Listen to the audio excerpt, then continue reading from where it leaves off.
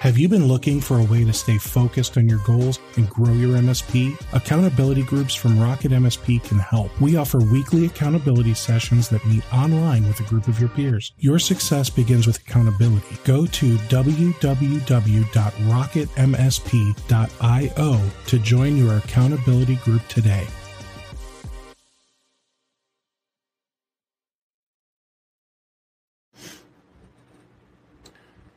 Hey there, welcome everyone to another episode of the Rocket MSP podcast. I'm Steve Taylor, your host, and today I am joined by Taz Gray. Taz, welcome. Thank you so much for being here. Thanks, Steve. Good to be here. Appreciate the opportunity to come on. Absolutely. So, let's see. I think people are probably wondering, why are you doing this so late in the day? Because for you, you're actually from the future. I am indeed. So I'm in Ohio, which goes by like New York City time zone, and you are in Melbourne, Australia, which Melbourne, is Australia. plus 10 GMT. Is it only 10? Only 10. We were 11 until we're minus 4, so yeah, that makes sense. That you're about, so it's 7 in the morning there, right? It's 7:04. Yeah, exactly. Okay, so good morning. Good morning. Have you had your coffee? This is going to be fun. That's all I've done today. That's all you've had time for, I suspect. Yeah. You're like still at home. You got your Axiom IT shirt on, and then like your boxer shorts down below, right? More or less, yep. I didn't sleep. We're not going to confirm. We're not going to confirm. Put that on when I woke up. All right. Well, Taz, you are with Axiom, and you are an IT consulting company. Well, not you personally. You're an IT consultant. Axiom is an IT consulting company. Can you tell me a little bit about you and your company before we dive in? Yeah, absolutely. So, we're what I would call a managed service provider, I suppose, and we obviously do consulting along with that. But we are based here in Melbourne, Australia. We're a smallish sort of team of, I think we're about 8 people now. And we've been going along since 2011. So this is year number 10 for us. And we've got a pretty strong alignment with Microsoft 365 and Microsoft in general. So that's more or less what we do, where our focus sits. We've got an interesting mix of clients, and it's there's never a dull moment really.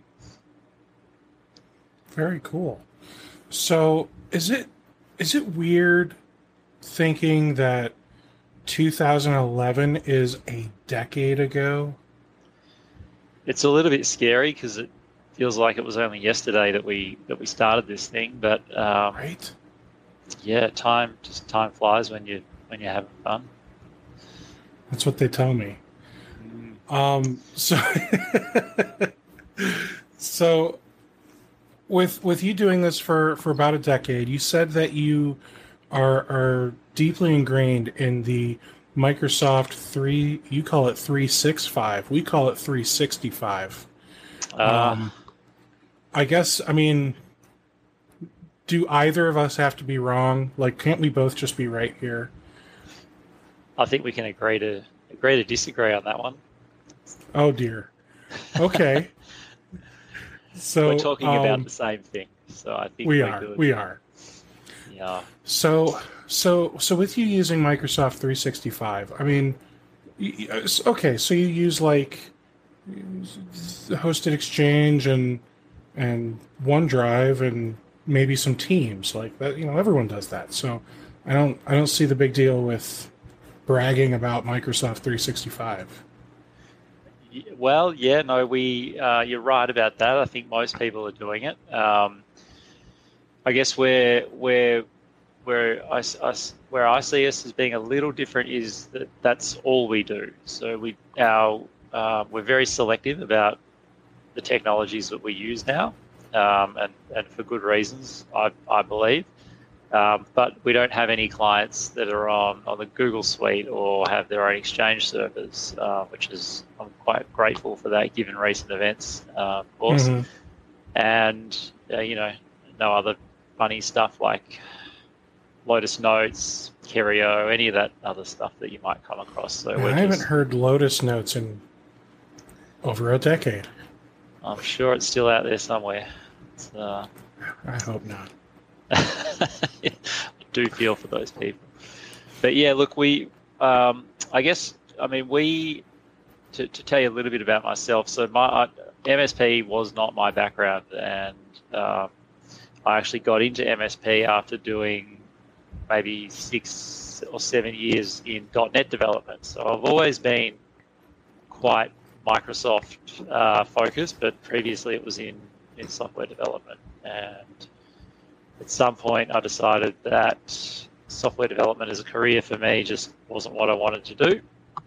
And of course, being that guy that knows how computers work, particularly back, I guess, in the late 90s, early 2000s, you were always called upon to fix things when they broke. And we're talking about pre-iPads and iPhones and that era when everyone had a Windows computer at home and all that kind of thing. So I was already kind of somewhat involved in tech support as a bit of a side hustle, I suppose you would say.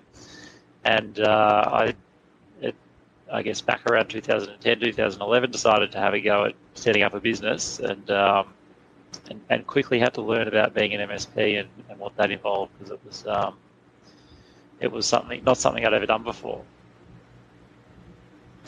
Interesting. So when you looked into being an MSP, I guess here's where I get a little nervous. I'm worried for your customers, Taz, because you say all you do is Microsoft. Are you telling me that you don't do like Sophos, antivirus and endpoint protection, or Bitdefender, or any of these other like antivirus solutions? So previously we had done in the past we were we were using WebRoot quite heavily, and that worked pretty well, we thought. Certainly we were probably pretty lucky. I don't think we ever had a crypto on one of our clients, which was maybe a little bit of good planning and a little bit of good fortune. But at this point in time now, we do have some legacy clients hanging around that still are on the WebRoot product. But for newer clients and clients who are on our cloud stack, we absolutely do not use WebRoot at all. We use the Defender endpoint protection that Microsoft provides us with Defender ATP, and we've found that to be pretty good. Okay, so Defender ATP, that's the part I'm nervous about. Well, tell me what makes you nervous about that, Steve? Well, I mean, I just, all my IT buddies, they all tell me that Defender's bad. So, I mean, I just have never used it because everyone tells me it's bad. So why would I use it? Well, I'm not sure how to answer that, because in my experience, we've found that it's actually been quite effective. So, but if I'd love to understand a bit more about why they would say that. Well, when you look at, all the tests from 13 years ago, and you compare Windows Defender, the one that comes on, Windows 7 Home, versus a product like Sophos endpoint protection with EDR, the Sophos just wipes ATP or just the regular old Windows Defender off the chart. Mm-hmm. Yeah. So I just, obviously Defender sucked. So 13 years ago, so it can't be good now. Well, I mean, look, 13 years ago things were very different, of course, and I dare say it's improved since then. But I guess the key thing is the ATP add-on that really is where a lot of the goodness starts to come out. Interesting. I guess in my experience over the last 10 years and having worked or run an MSP for that time, I could be naive in thinking this, and however, I believe that the endpoint is not really the target so much anymore like it used to be. Crypto was really a big thing for a while there, but now what I've seen and what I think is more important to protect is the online identity. So that for us, that's the 365 account. To me, that's where most of the bad actors are targeting users and trying to, of course, phish them and lure them into handing over their credentials, which once they get in, they can start to do the social engineering type stuff and extract money out of companies through falsified invoices and things like that we've all come across. To me, that's the biggest risk. The endpoint, of course, is still important. You don't want that to be compromised, but I don't feel it's quite as targeted as it once was. Not to say that you don't need good endpoint protection, and certainly not saying that Defender ATP is not good endpoint protection. Interesting. Okay. So you're right. Most of the attacks aren't really attacks as much as they're gotcha, like they're just trying to trick people into giving over credentials or signing checks or whatever, right? You get the fake invoice from the fake company that's not actually up the street, but they say they are, so obviously you should pay the invoice. Mm-hmm. Yeah, I guess you're right. It's much more about manipulation these days than it is about sending someone a virus. Not that the virus stuff doesn't happen, because obviously there's stuff out there like all this ransomware stuff and getting your stuff encrypted. I mean, obviously, you hear about, I think it was Garmin last year that had the ransomware attack that took them offline for quite a significant amount of time, and I'm sure there have been others recently that I can't think of. But look, in my view, the average small business now, ransomware is not the problem that it once was, because at least in the case of our clients, the majority are on using Teams or SharePoint, and which, well, same thing in a lot of ways, and OneDrive. Most of the data sits in the cloud. They've moved away from the network drive, so there's no risk of that being encrypted. And not that I've ever seen it happen, but if you did have someone syncing a SharePoint library and it got encrypted, it wouldn't be difficult to roll that back. Potentially, Microsoft can do that for you. If you're using 365 backup, you can roll it back. So it's almost a non-event, really, and it's certainly not the sort of thing that keeps me up at night. Whereas 5 or more years ago, it possibly could. So I really don't think that threat exists anymore in small business, really. Okay. So one of the other things that we kind of discussed is, again, you are 100% cloud-based and you're 100% Microsoft 365. So with that being the case, you don't have clients with like domain controllers in the office, do you? Not really. We do have the odd one here and there.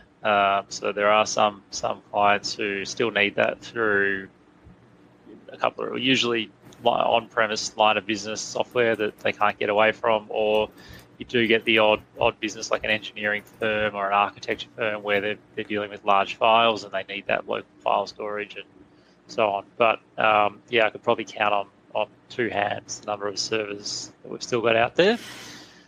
But ignoring those, we've got our ideal setup is really just the Microsoft 365 Business Premium E3 or E5 full stack, and doing that with Azure AD joins and Intune for endpoint management, and just making full use of that 365 stack. Now, you said Intune for endpoint management. Are you also using some type of RMM tool like ConnectWise, Automate, Manage, whatever they call that one, or Autotask RMM, Data RMM, or whatever? We do. We're unfortunately we're not at a point where we could do away with that yet. So we still have Kaseya, which we make use of for things like patching and the ability to run scripts on endpoints and things like that. But yeah, it's increasingly becoming less relevant. But at this point, I would say you still need that. Yeah. All right. Now, you said that your ideal environment 365 with Azure AD joins. So let's take a minute to talk about that, because there are a lot of people who, quite honestly, are scared or intimidated. Maybe that's a better word for it, but they're very intimidated by just the sheer thought of trying to figure out how to join a computer to Azure AD. So can you kind of walk us through, like, I know you're probably not technical these days. You're probably more focused on managing the business than managing the tech. So are you able to walk us through, like, big picture, what does it look like to walk in, set up a new client of yours that has existing computers and set all of these computers up on an Azure AD network? Yeah, I mean, essentially, so our process looks kind of like this. So if we were to pick up a new client and they weren't already Azure AD joined and sort of been cloud managed, we would have to go in there and do all of that. And essentially that process involves, if it's domain joined, you'd have to pull it off the domain. If it's not, then you just join it straight onto the Azure AD domain. You do have to create a new Windows profile to do that. There are tools out there to migrate profiles across, but I can tell you in our experience that that's just always been problematic. So I guess one tip I'd have for people is definitely just steer clear of profile migration. It just does, it'll trip you up at some point. So you're better off creating a new one.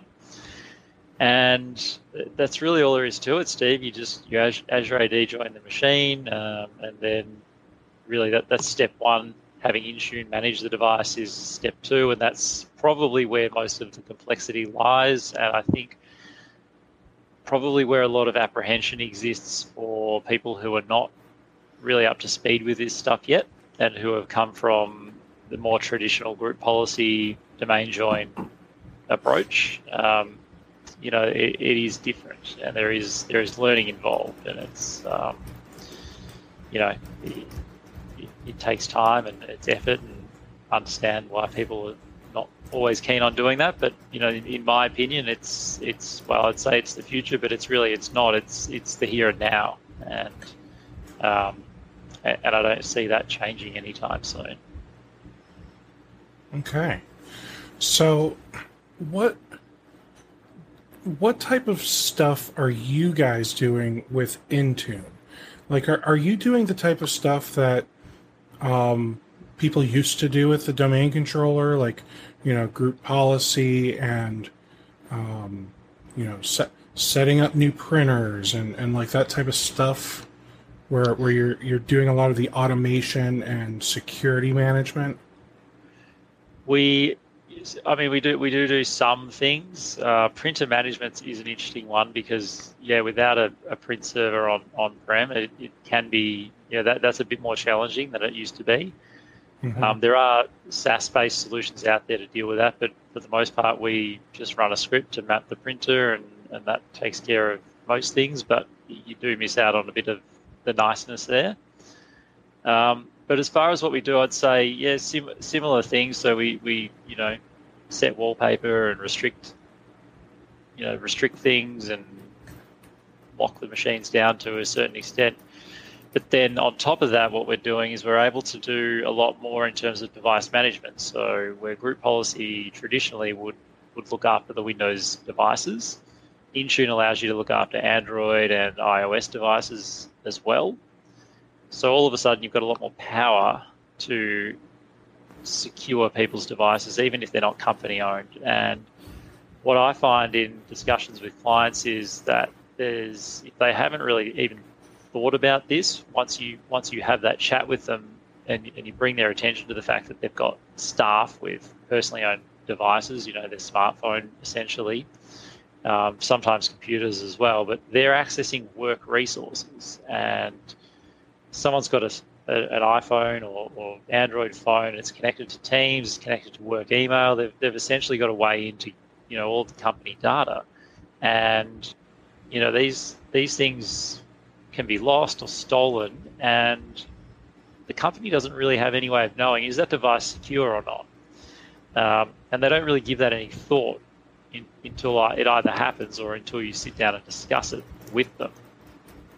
So the great thing about Intune is that you can manage all of these things, and you can keep this data secure on devices that are personally owned, that the company didn't issue, without sort of having to take ownership of the device and be too intrusive to the staff member. So to me, that's a brilliant selling point of just the whole M365 story, and the power that you've got in your hands with that, and definitely clients appreciate that. And I would say over here in Australia, there's not a lot of people doing that at the moment.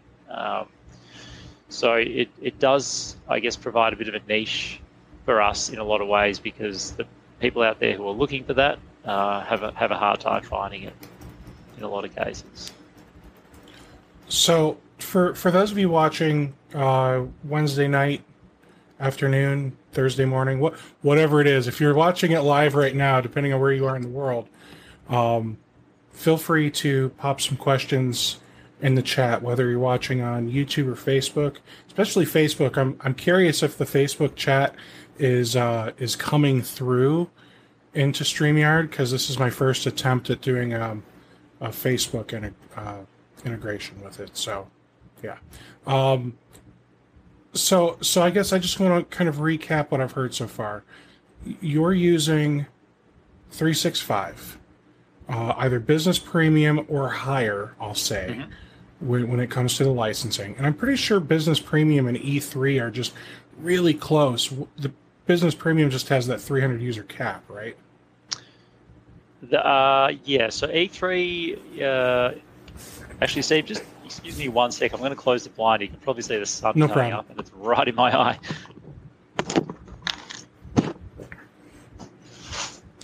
Quick, guys, now's your chance. I don't know for what, but do it. Sorry about that. I can actually see again. No problem. All right. The Business Premium E3s, it's an interesting situation there, because they did end up putting a lot into Business Premium. If you recall, not maybe 12 months ago, Business Premium didn't contain Azure AD P1, which left out a lot of the good stuff. But when they put that in, it actually, I'd say it became better than E3, because you got Azure AD P1, but you also got Office 365 ATP, which is now called Defender for 365, I think. Whereas E3, you don't get that. But where E3 has a place is for those clients that do still have the server on-prem. You do get the Windows Server Cal with the E3 license. So that is one of the benefits over Business Premium. But outside of that, there's the 300 user cap, and that's really it. Got it. Okay. So to recap, you're using business premium or higher for pretty much all of your clients. And when you bring on a new client, your goal is to migrate them away from like a local server domain and migrate them to Azure AD. In the process of doing that, like you got to set up Azure AD, I'm sure. Mm-hmm. That probably like so Azure AD that's integrated with the Microsoft 365 though, right? So you set up all the email address, all the accounts, and it's done, right? Mm-hmm. Well, not And the quite. It's okay, that's the user provisioning done, but the configuration of the tenant, of course, is another process in and of itself. So that just, I guess, going back to what I was saying earlier, and my background in software and so on. So the thing that I really liked about 365, and I don't know if you were around at the time when it sort of hit the scene, Steve, but over here in Australia, there was a lot of resistance to 365, and there was probably two reasons for that. The first one was that you could only buy Office 365 in Australia from a company called Telstra. Telstra are like the national telco here, hmm, and there was a lot of I guess in our industry, Telstra was almost like a dirty word, and you just no one wanted to touch Telstra, so that didn't bode well for 365 in the early days. But then also being new and cloud, as you would probably know, a lot of people in our industry a little bit adverse to change, and that's for good reasons, of course. But so it didn't really get picked up all that heavily at the start, but the customers who sort of knew about it and got onto it thought it was the greatest thing ever. So there was a market for it, and at Axiom we were sort of straight onto it. We just jumped right in, and the reason for that was largely because I just thought, as a concept, it was brilliant. It was just such a good idea, because I hated the idea of having to have a server in a small business with maybe half a dozen staff. This idea that you needed a server to run email and file sharing and things like that, to me, just seemed ludicrous. And it felt like, even 10 years ago, that there had to be a better way. And there were things around back then like Dropbox and G Suite or Google Apps or whatever. I'm not sure what it's called these days. But so the idea of cloud was it was there, but it didn't really exist in a business context. Anyway, why am I saying all this? So the thing that I thought was brilliant about 365 was that it was exactly the same thing for every customer. And me coming from a software development background, that meant that I could look at this thing in a way where I could start to really scale it, because I could write scripts or code to integrate with it, to do things with it. And if I wrote it for one client, I'd effectively written it for every client. So the scalability and performance of that was very appealing to me. So I guess fast forward now, the product's developed. It's moved from Office 365 to Microsoft 365. It's looking after device management. It's doing really good things with identity and security. But to your question now, in terms of setting up a tenant to what I would call the Axiom gold standard or best practice, that there's a lot of work involved in doing that. There's a lot of portals that you've got to go into to configure. There's a lot of policies you've got to configure, and doing that manually would be a difficult process. It would be time consuming, certainly not impossible, but it would be prone to human error. Consistency would be challenging, and I just don't think you would be sensible to do it that way or hmm, scalable. So with my background in software, we've been able to automate that process to a large extent, just through Graph API and PowerShell scripts. So our process to set up a tenant now, where we get it from nothing to quite highly secure, is really just a matter of importing and exporting JSON through a bunch of Graph APIs, and that now is a process that we've got down to about probably 2.5 hours from originally probably 10, 12 hours, something like that. So our ability to production line this environment is really really, really good. And it means that it's quite a profitable process for us too, because we do charge the client, a substantial amount of money to onboard them. We don't charge them by the hour for that. We just give them a fixed cost, which they can afford, and obviously, the more efficient we become, the more profitable that becomes for us. So, Sure. I guess to me, that's one of the real key benefits of going full Microsoft 365 is the ability to do that. So when you purchase a new computer, are you purchasing it with, I don't remember what they call it, but you can purchase it where they load the profile stuff from 365 onto the computer? So what the technology you're talking about there is autopilot? Yes, that's what it's called. Yep. So yeah, we do. It's the distributors now in Australia are enabling us to do that, which is great. So yes, when we order new machines, they give us the autopilot hashes or I think that's what they're called, and yeah, we load those in, and the machine is more or less self deploying. That's amazing. So, what does that process look like when you're doing autopilot? Is it you giving the distributor information, or is it the distributor giving you information to enter into 365? They're giving us the information. So there's a couple of ways you can do it. You can obviously, if you can give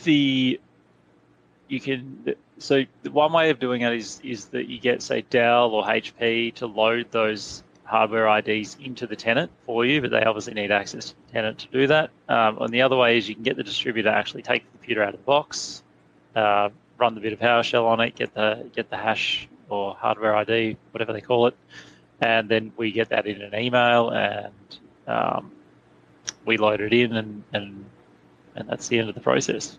Very straightforward. Okay. So, just looking at my notes here, are there any other things that you guys do to like standardize your product and service stuff that you're doing? Like, because it sounds like you're doing a lot of things right. I'm not going to say you're doing nothing wrong, because I haven't heard that much, but it sounds like you're doing a lot right. Where you're saying I just don't want to take on clients that don't meet these criteria. We want to avoid servers, we want to avoid G Suite, et cetera, et cetera, et cetera, right?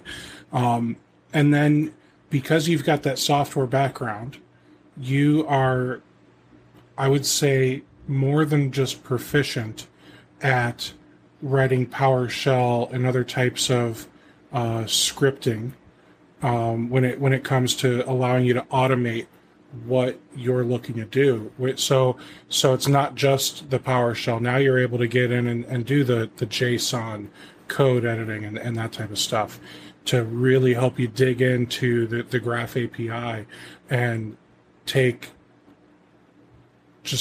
all that power, by the horns and use it, to your benefit. So what other stuff are you doing to kind of standardize your delivery, your delivery? If I go back 5 years or so and talk about what Axiom IT was like back then, so we were 5 years into the game, and coming into this industry with no real experience as an MSP, we started with no clients, and so we had to take whatever we could get, right? And I'm sure a lot of people can relate to that. And it took us a long time to get to a point where, we were comfortable revenue-wise, and it started to get a bit easier. So, but in order to get to that point, we had to say yes to a lot of things that today I wouldn't say yes to. And while it was all revenue, it was all money, and it was all great, what I discovered at some point was that once we started to throw staff into the mix who hadn't been with us since day one and didn't understand the nuances of all the different clients and why they were set up differently, and all those complexities, it all of a sudden became a lot more difficult to manage, because I wasn't doing it anymore. my business partner wasn't doing it anymore, and that knowledge just wasn't there. And so I realized that in order to scale an MSP and not end up in a huge mess where you start to drop the ball in terms of service delivery and things don't get done properly and all that kind of stuff. I'm sure we've all picked up a client from an MSP where you just look at it and think, what on earth happened here? It's just, this is not right. And you sort of know that, it's somewhere along the way the MSP just kind of just dropped the ball, really. And that was a big concern for me. I never wanted to be that kind of person, or not service a client properly. If we can't service them properly, we need to let them go. Has always been my view.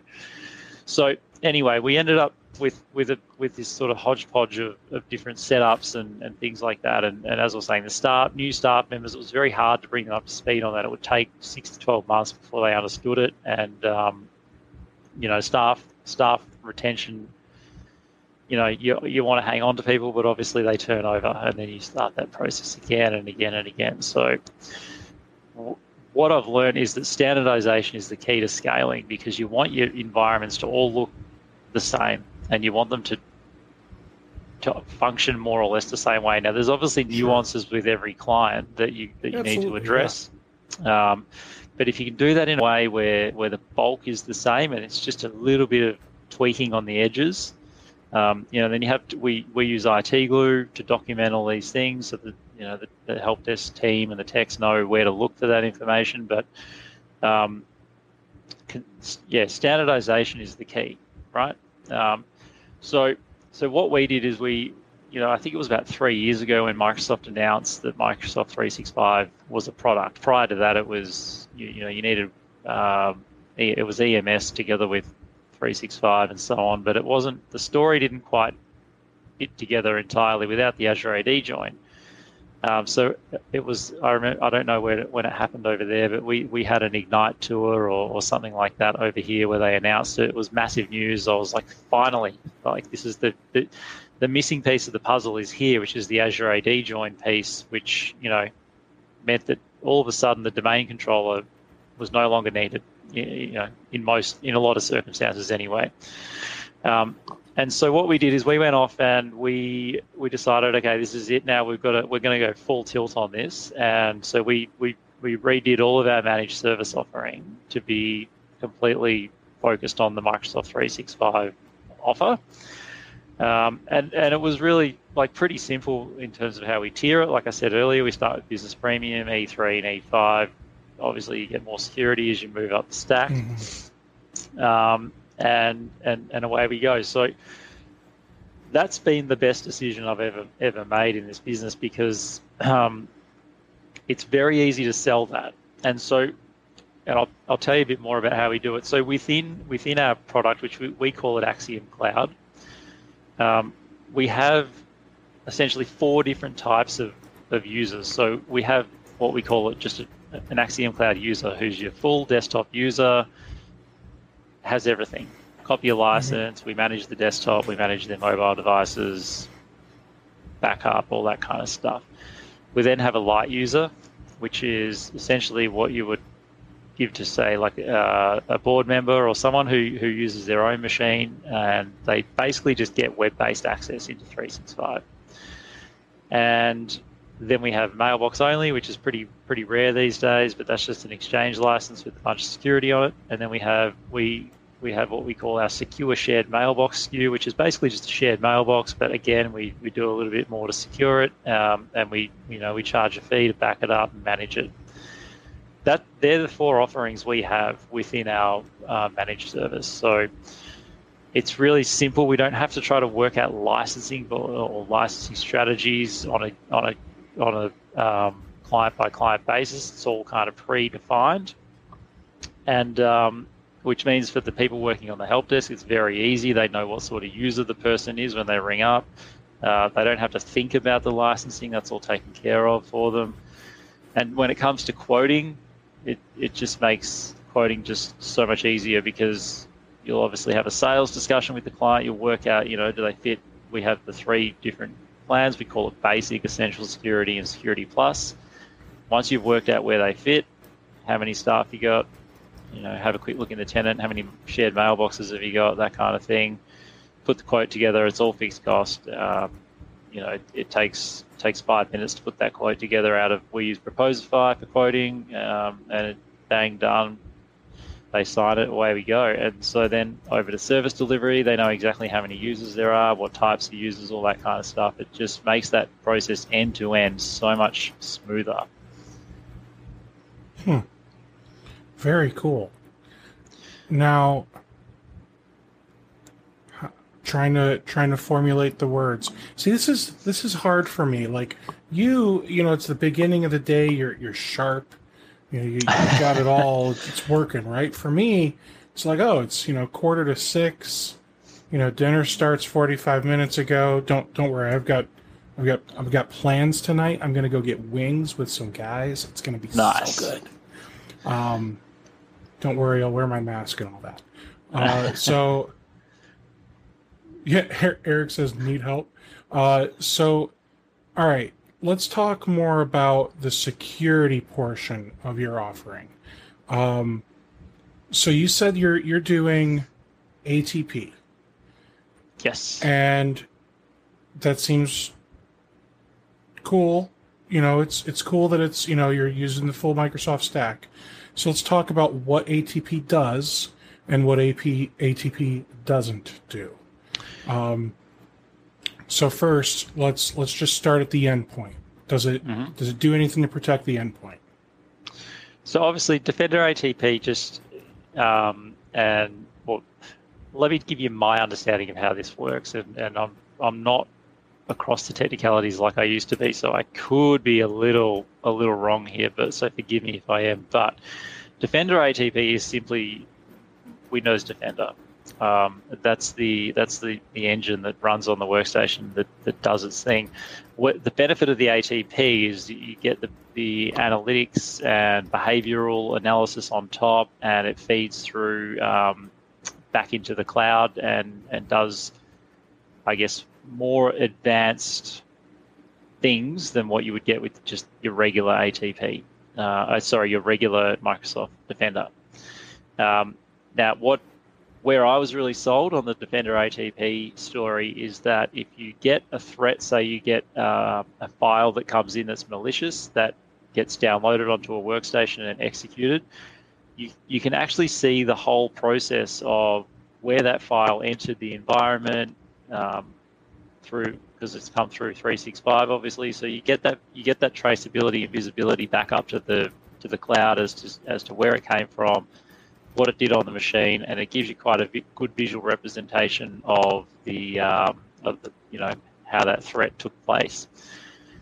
Having that all within the same platform is obviously better than having set different products, because it's a lot harder to track that across the different vectors, if you like.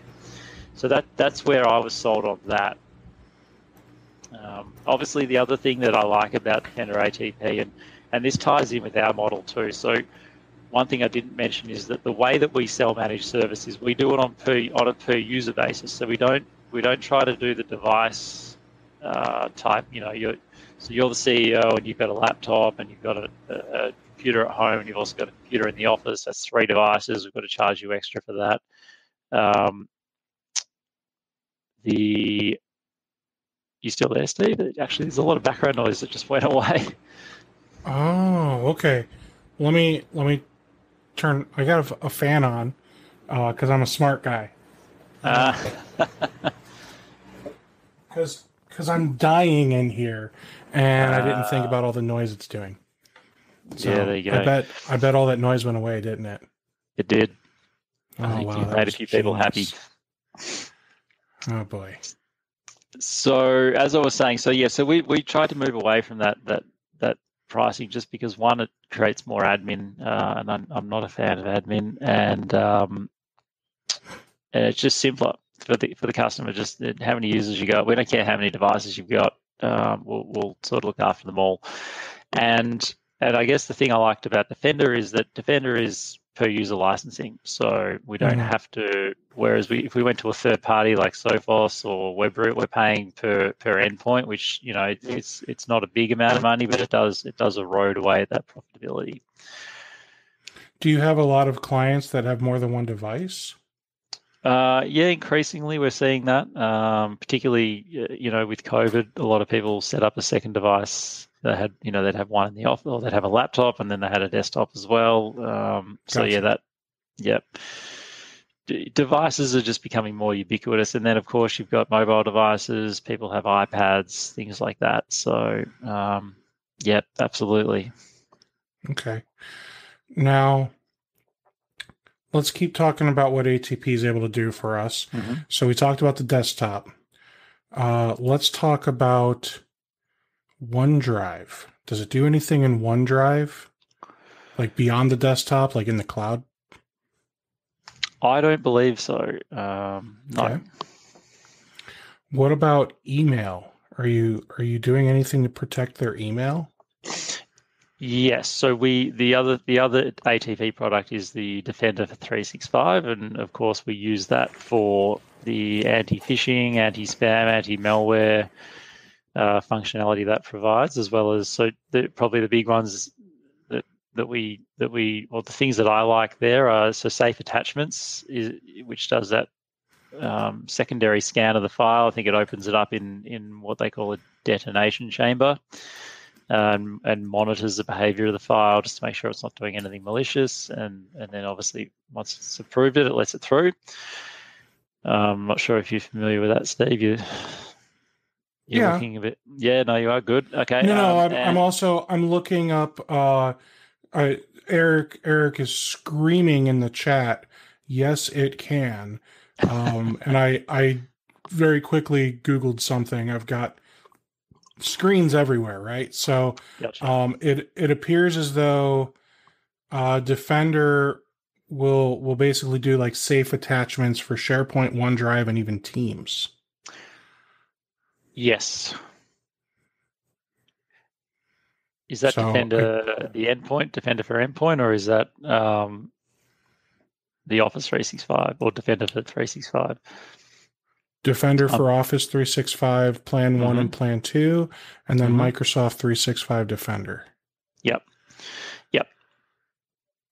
So maybe that's the difference. So the ATP isn't doing anything. It's just the other part of Defender. I just assume that they're all the same thing. I don't know. It's very confusing, all this Microsoft stuff. They've got they have like 97 things that come with 365, and I don't even know all the things. Like I mean, you've got to stay on top of this stuff, and that's challenging. But the other thing too is, of course, they tend to rename the products with somewhat regularity as well, so that doesn't help either. But it's just part of the job. So yeah, I see. Eric says ATP is both 365 and Defender ATP for the endpoint. So that's apparently all the things.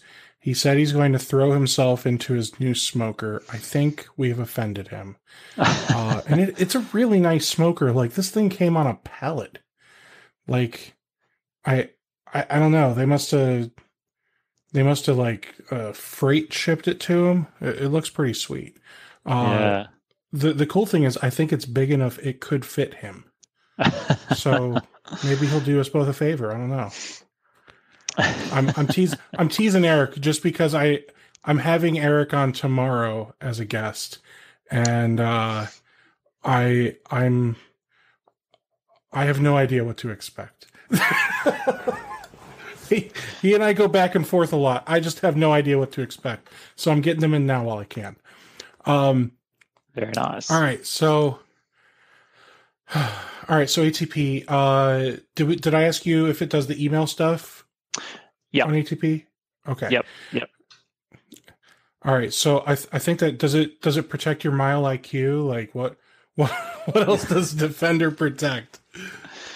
Well, I guess yeah, email's one of the key things, and so the safe attachments, safe links, and just the extra protection you've got there with anti-phishing and things like that make it a worthwhile product, and I guess just improved spam detection and so on. So Okay.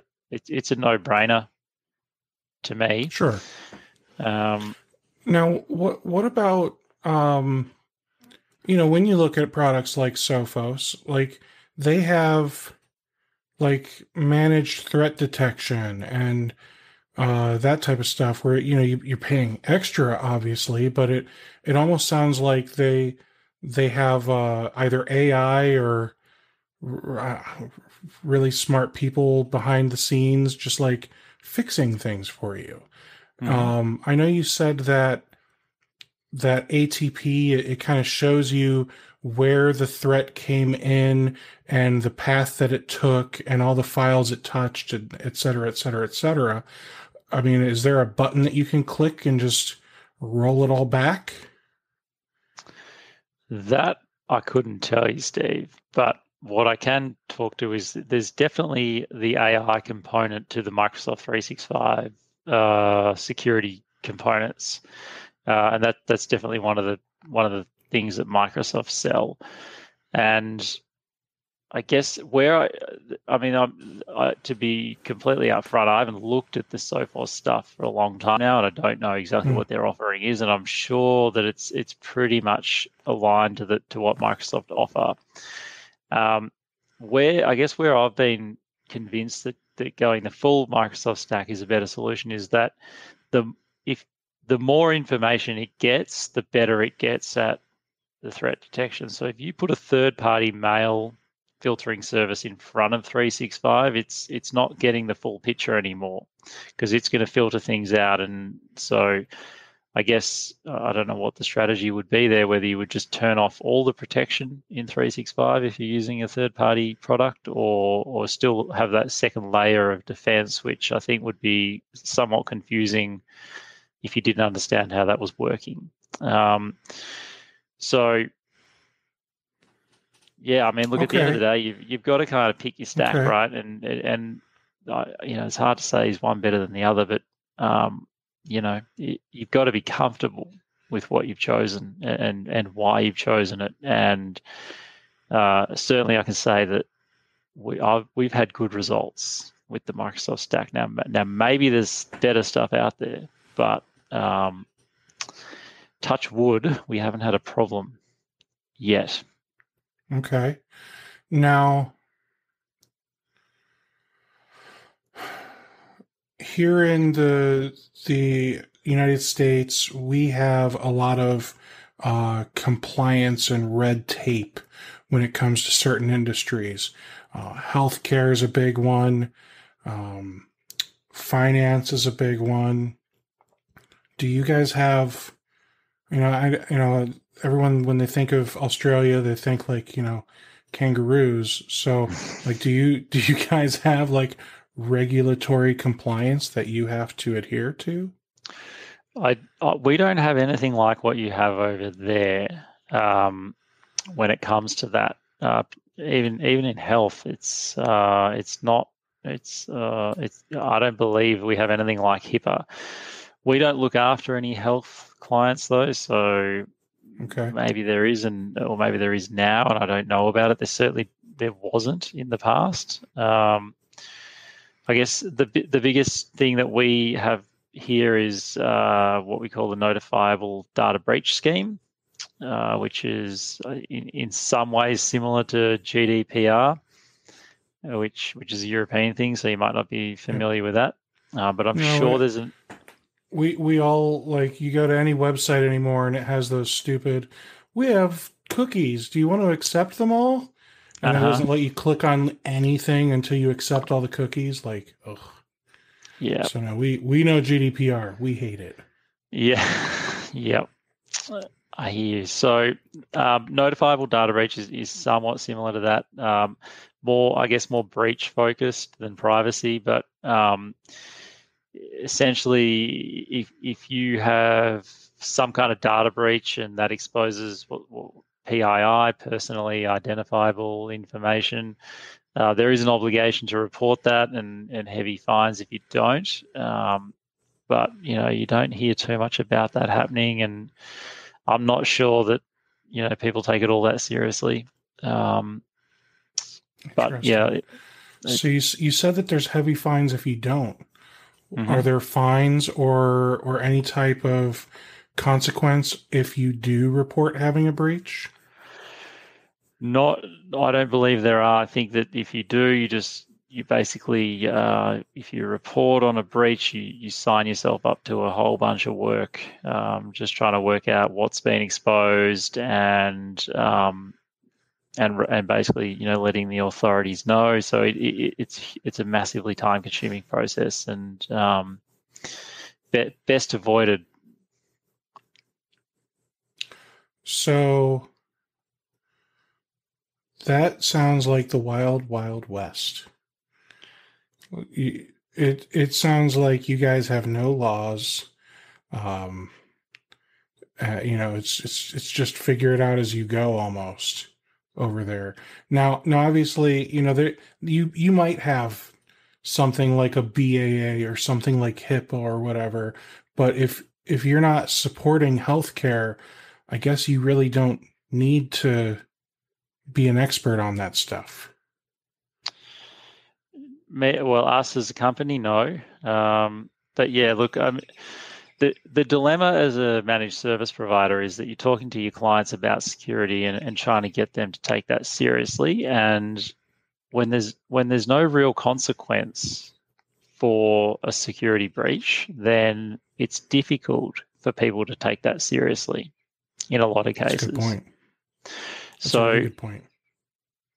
yeah, and really in my experience, what I found is that unless someone has a personal experience with they're having identity theft occur, or that their business actually, like, they do fall victim to some kind of phishing attack where they end up paying out money to someone that they shouldn't.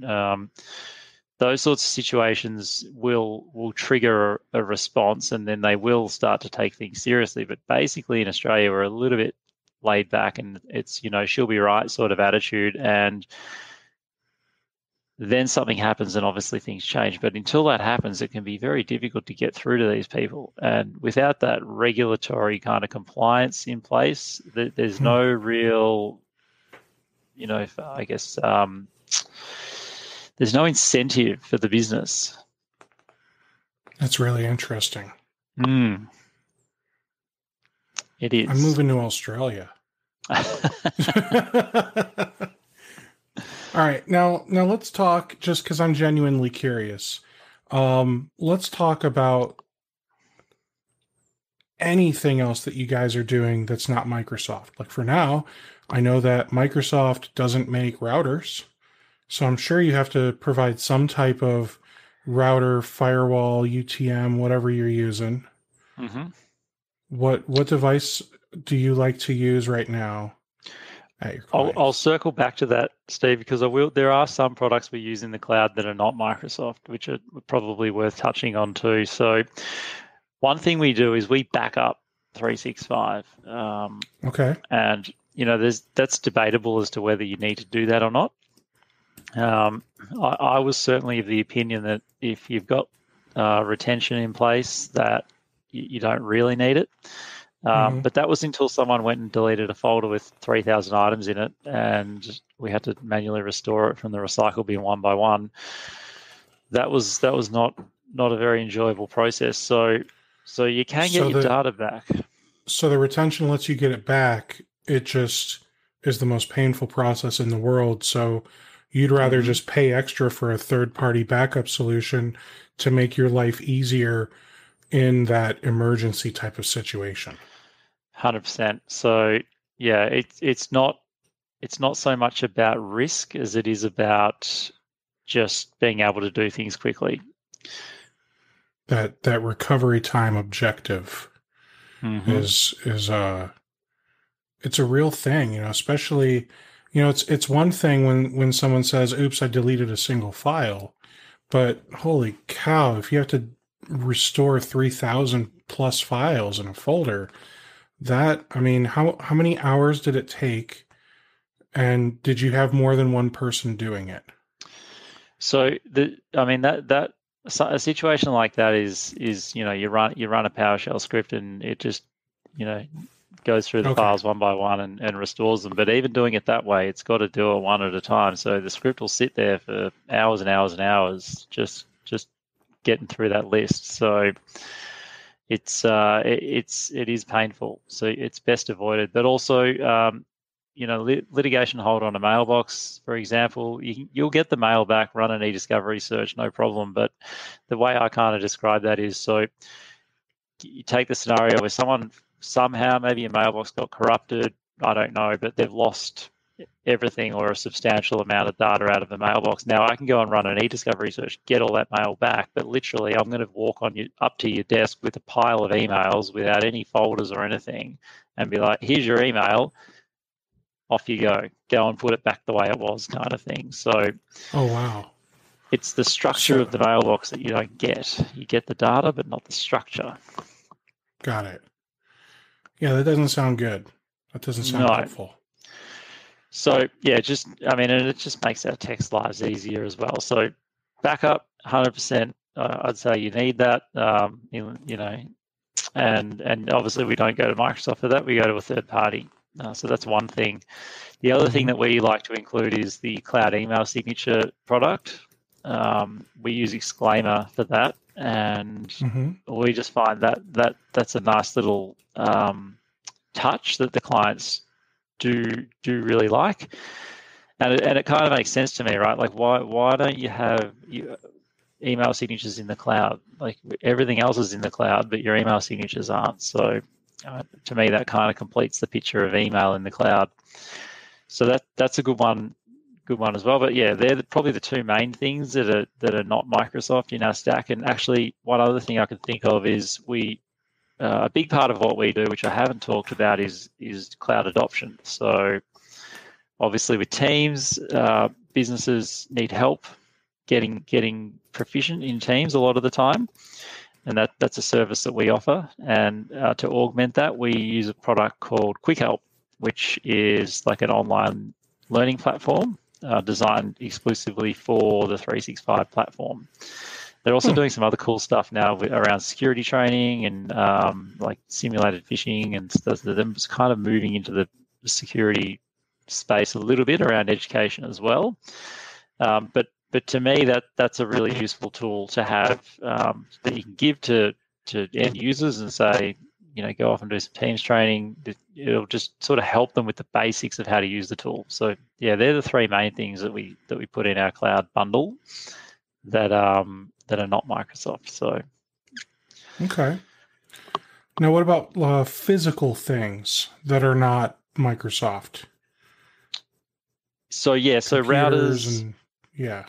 Yeah, so we don't. I mean, we do sell computers obviously to our clients. We stick to the bigger brands, HP, and we do some Surface stuff as well, which I wouldn't say I'm a raving fan of the Surface range, but it is good. And some people love them.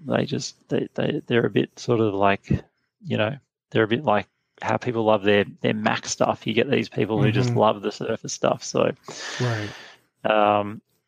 where we've got the authorized reseller qualification, so we can buy them and sell them, which is nice. Nice.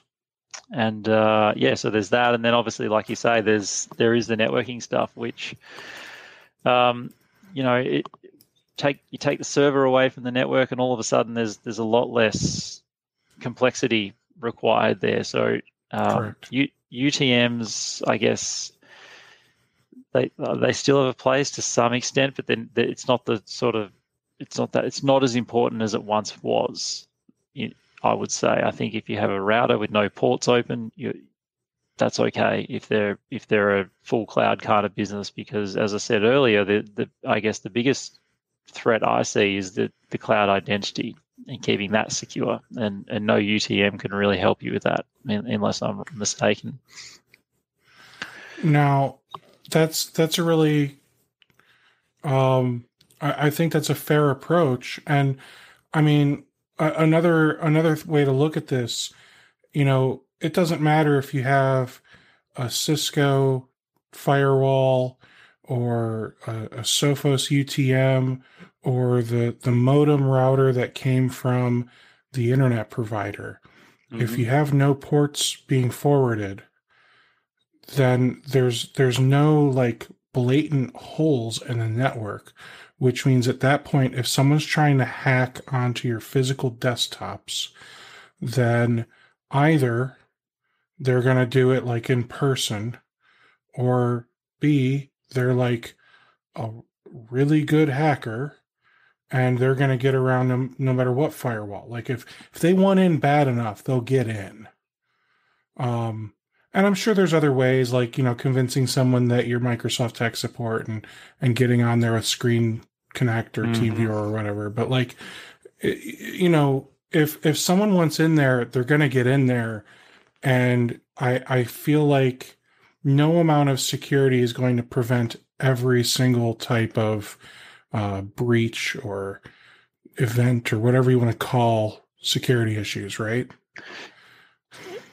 Well, I mean, you can have the best security in the world, as I'm sure you would know, but the biggest risk is always the user, and you can have all the best locks and security in the world, but if you leave the door open, which is essentially what an uneducated user will do, then it doesn't none of that matters. So but that's not to say you shouldn't do these things. It's just that if you think that's going to solve the problem in and of itself, of course it won't.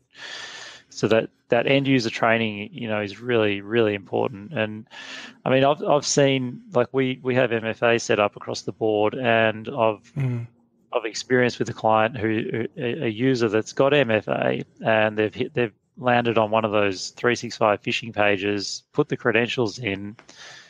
The person sitting on the other end of that grabbed the credentials, signed in to 365 from their machine, which triggered the MFA prompt, and immediately the user did it because they just thought that's just what happens. I sign in, I get MFA, and then so the attacker was just straight in the door.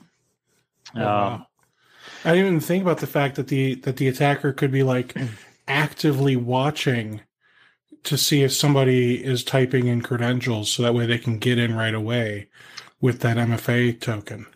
Literally, they'll get alerted the second they fill in that form, and there's probably even automated. It'll then sign into the 365 account, trigger the MFA, which the user expects to happen, and which, when the user thinks they're signing into a legitimate 365 page, they will hit the approve button on the Authenticator app, and the person's in. So, wow, how do you stop that? It's difficult. Shock collars. But I mean, look, that could happen to anyone. If you've had a long day, you're tired. It's you're not thinking about what you're doing, whatever. It's and look, we brand the 365 login page to it's a little bit of it's not really security, but it does help if they go to a 365 login page and our branding is not there. They might stop and ask the question. But we've had clients targeted with emails, sending them to fake login pages with our branding on them. Like they've taken our background image, they've put the client logo on it, they've done the whole bit. So they'll go to great lengths to get that information. That's insane. Yeah. Now, is that something that those attackers are scripting? Is that possible? Go collect this information and use it? I'm not sure I understand the question properly, Steve. I'm sorry. So when an attacker decides they're going to go after a bunch of companies, are they able to just write a script that goes out and collects the background and the client logo and that type of stuff to brand these pages? Are they writing it into the code of the page they're designing to like detect what the background and logo is on the website, or is everything manual? I couldn't tell you, but I'd say there's a very good chance they've automated that. Definitely. Certainly doable. Yeah. I just want to ask one last time, if anyone in the audience that's watching live has any questions, please pop those into the chat. That way we can try and get those answered for you before we wrap up. Now, you said before that you have the software development background, and there's a lot of like stuff that you guys need to do in order to set up one of these clients. So do you just have like a bunch of scripts or whatever you want to refer to them as? I know some programmers get a little iffy when you say I'm just writing a PowerShell script. They want to say they're coding, and it's whatever, right? So do you just have like a bunch of scripts, or did you like make a pretty interface, or like how involved is this process that you're using to set up 365 for your clients? Yeah. So we've invested probably 2 years into what I would call kind of DevOps kind of work.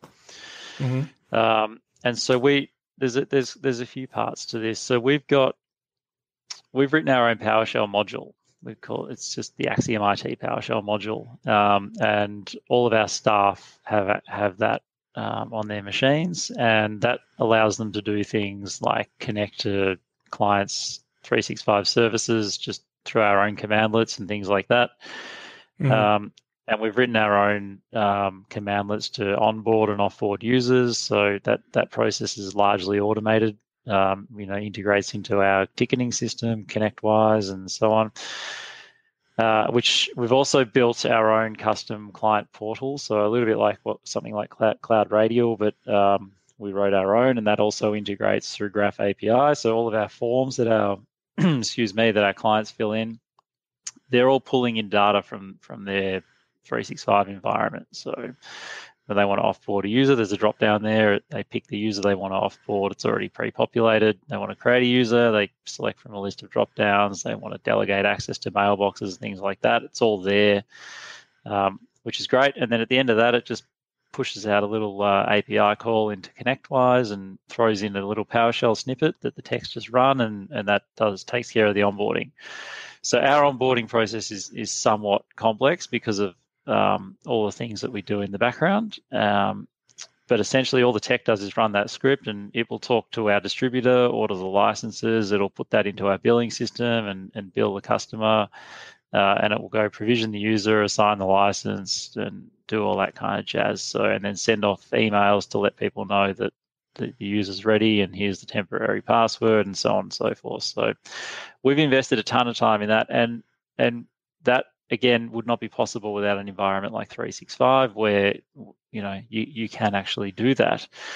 Just another one of the things that I love about it. And so there's that. So there's that I would say is sort of the day-to-day operational, automating all of those processes once a client comes on board. But of course, before you can do any of that, you've got to get the client into shape.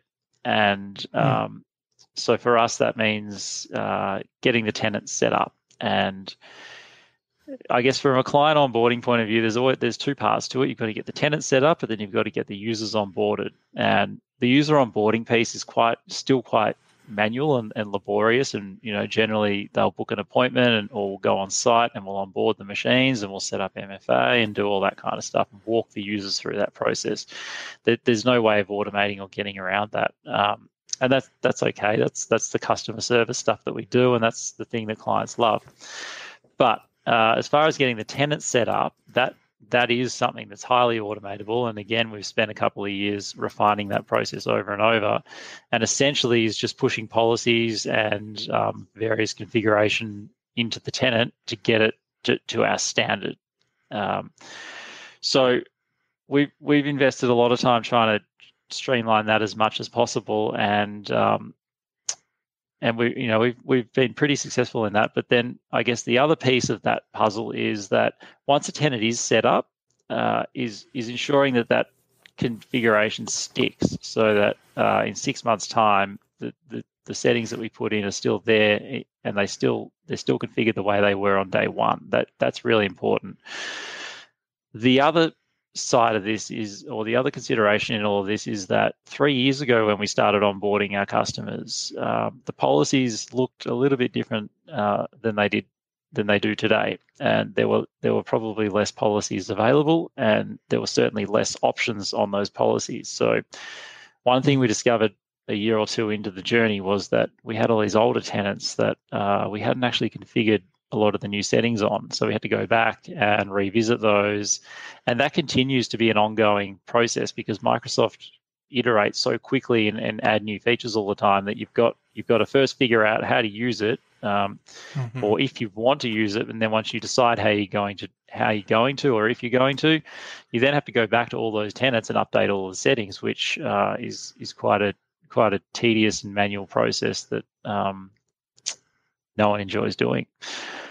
So there, I guess, probably some of the biggest challenges that we've run into over the last couple of years around consistency and compliance on that front. So we have sought to address that challenge as well, but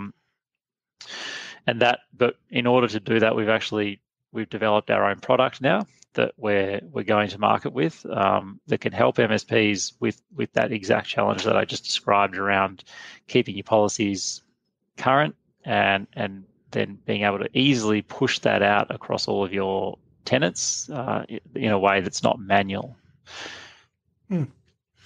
So the name of that product is MSP Magic, and I asked you when I first learned about it, is this product like Simian Cloud?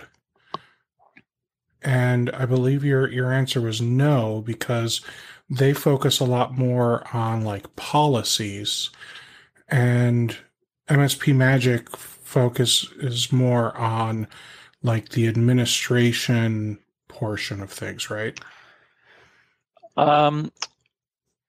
So I would say, so my understanding is that what we're trying to achieve here and what Simian Cloud are trying to achieve are similar things. So it's about consistency and compliance. So in that sense, yes. I think that the two products approach it a little differently, and I believe that we do some things that they don't.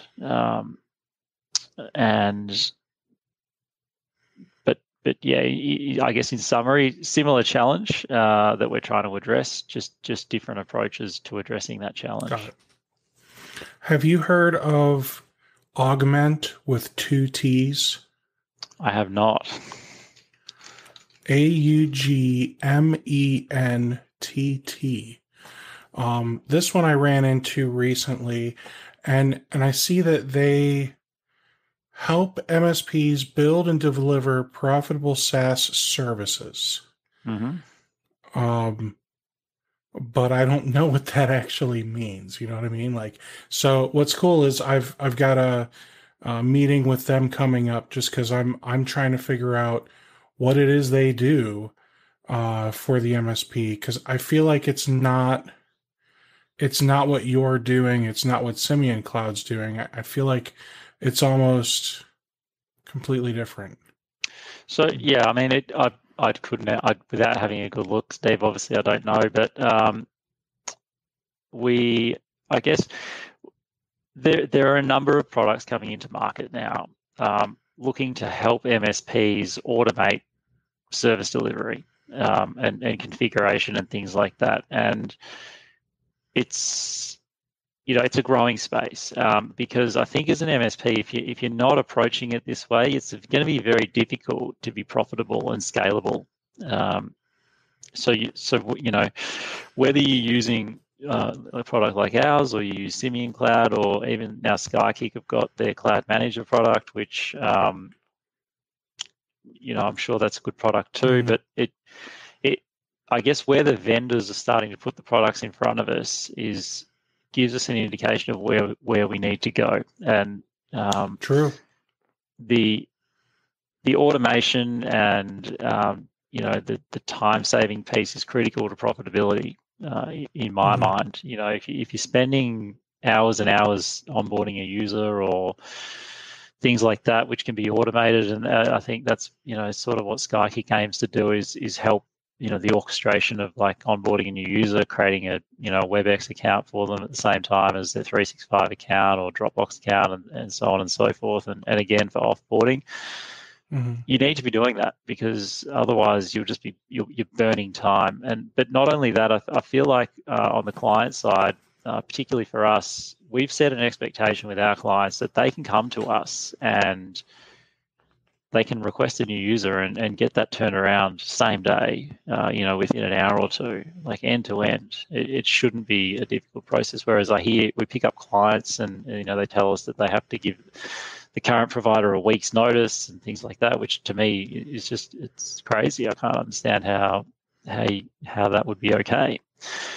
But anyway, nevertheless, so it all comes down to the consistency thing in my mind, and being able to just do it, as much as I don't like to say it, but you've got to have a cookie cutter approach to what you're delivering to your clients. And, having the right tools to do that is really important. And at this stage, they don't exist. And I guess where I saw the opportunity with MSP Magic is that, we have RMM tools for workstations and servers, and we've had them for I don't know how long, like since forever, since I've been in the game at least, and longer. Right. Why hasn't someone built an RMM tool for Office 365? That was the biggest question I always had. Like, surely, Kaseya or LabTech or whoever enable what this is an opportunity here to expand their offering into that space, because every MSP is doing 365. Whether that it's all they're doing or not is a different thing, but they're all doing it, and they need to be doing it in a way that they can make it profitable, even if it's just selling like a basic 365 hardening service that they can deliver through that consistency. They need a tool for that. I agree. And David even said that traditional RMM vendors are conspicuously absent from this segment.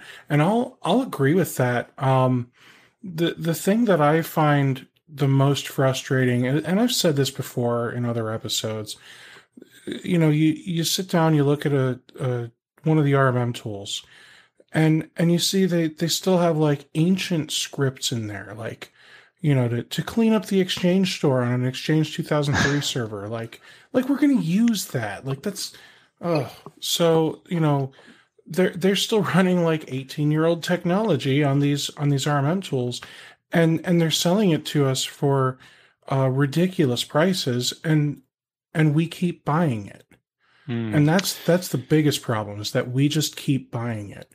I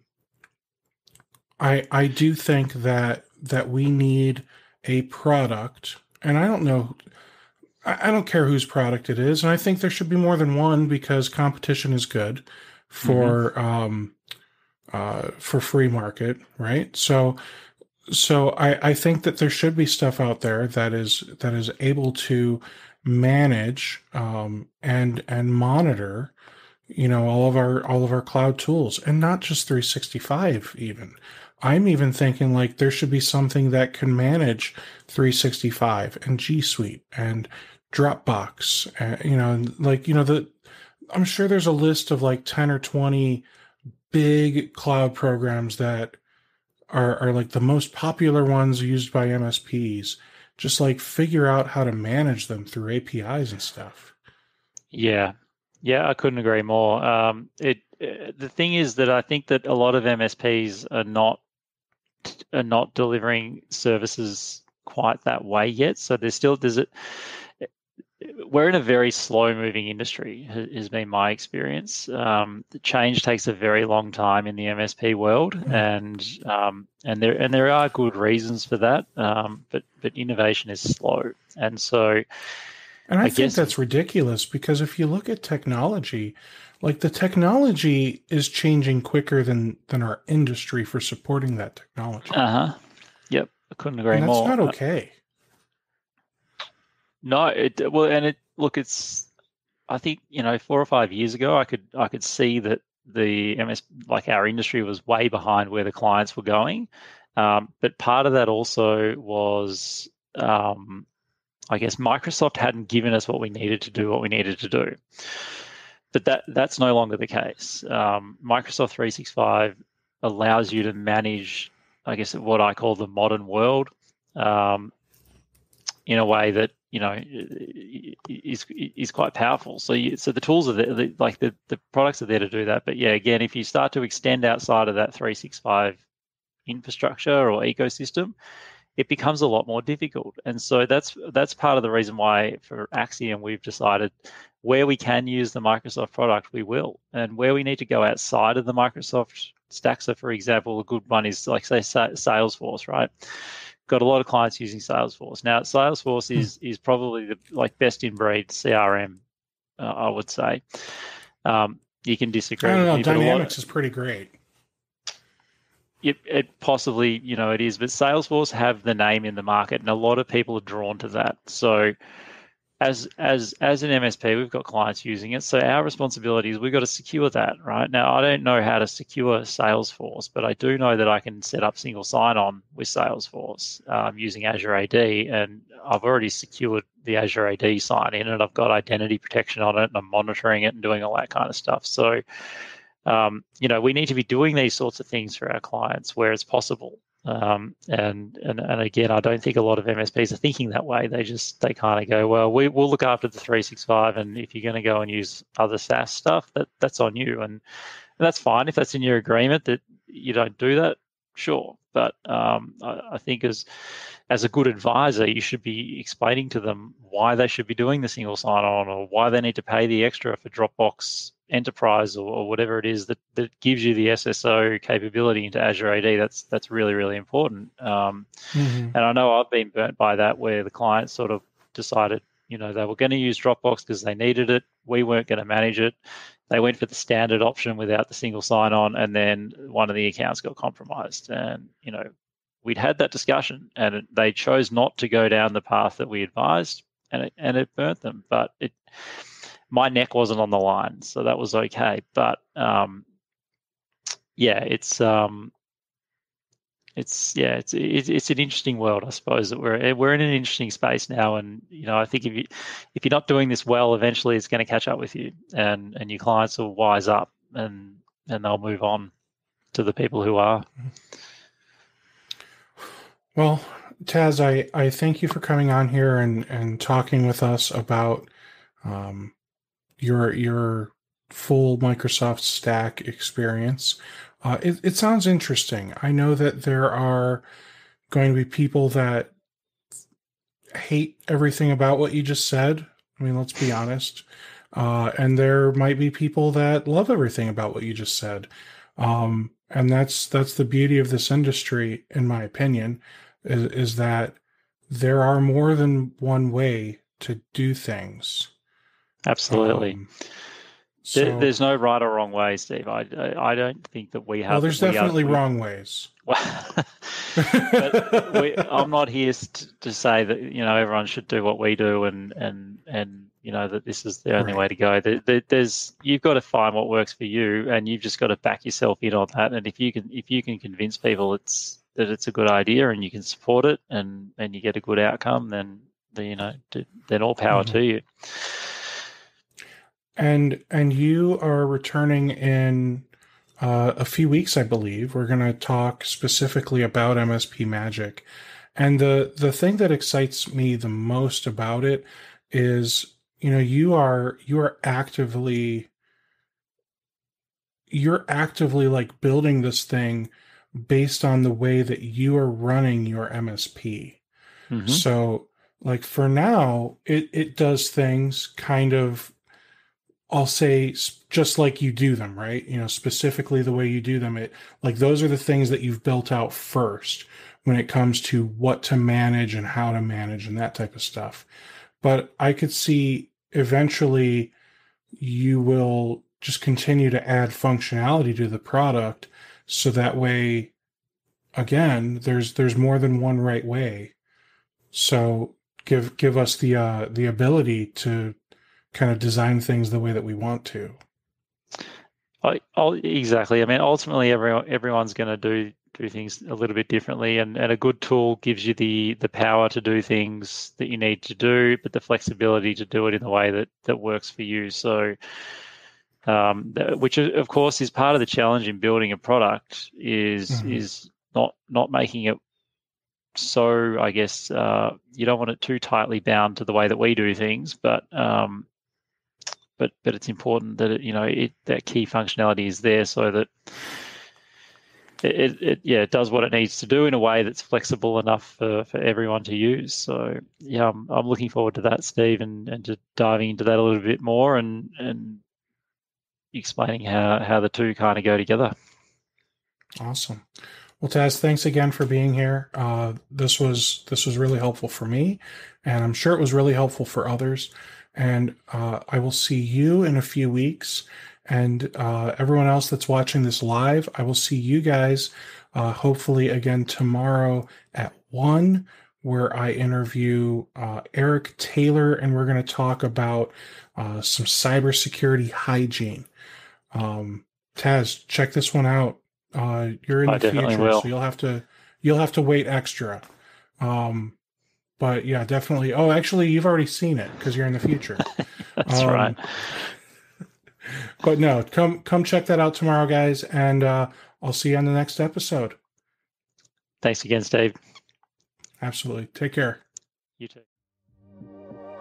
Have you been looking for a way to stay focused on your goals and grow your MSP? Accountability groups from RocketMSP can help. We offer weekly accountability sessions that meet online with a group of your peers. Your success begins with accountability. Go to www.rocketmsp.io to join your accountability group today.